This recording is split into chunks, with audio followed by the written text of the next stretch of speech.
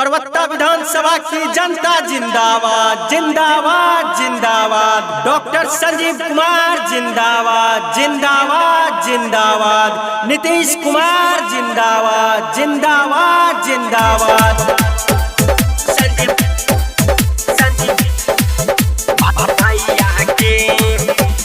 गली गली घर घर कर दो चर्चा, तीर पर बटन दवैया हो चाचा। गली गली घर घर कर दो चर्चा, तीर पर बटन दवैया हो चाचा। तब पहाड़ लगे तो सब नैया के, अब की जीत हो संजीव भैया के, भैया के हो संजीव भैया के। अब की जीत हो संजीव भैया के, भैया के हो संजीव भैया के। संजीव भैया जिंदाबाद जिंदाबाद जिंदाबाद। आरन सिंह जिंदाबाद जिंदाबाद जिंदाबाद। तीर छाप जिंदाबाद जिंदाबाद जिंदाबाद।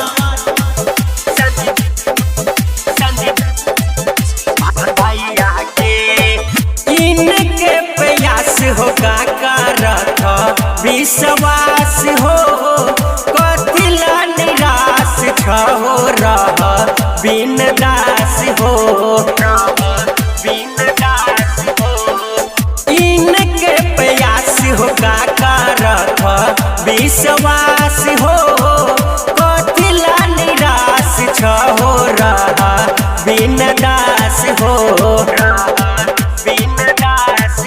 चारों ओर बजाबो बधाइया के, अब की जीत हो संजीव भैया के, भैया के हो संजीव भैया के।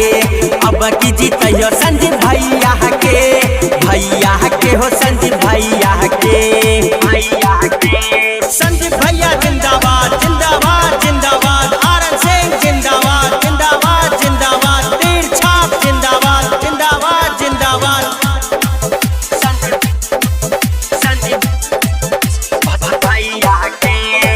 परबत्ता के यान बान देते पहचान हो, चारों ओर खुशी होते गौआ जवार हो।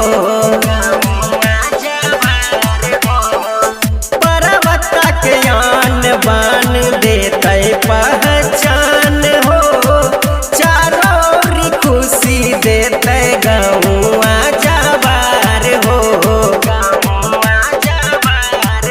जेकर आसरा होलाई तो समैया के, अब की जीत हो संजीव भैया के, भैया के हो संजीव भैया के। अब की जीत हो संजीव भैया के, भैया के हो संजीव भैया के। संजीव भैया जिंदाबाद जिंदाबाद जिंदाबाद। आरन सिंह जिंदाबाद जिंदाबाद जिंदाबाद। तीर छाप जिंदाबाद जिंदाबाद जिंदाबाद।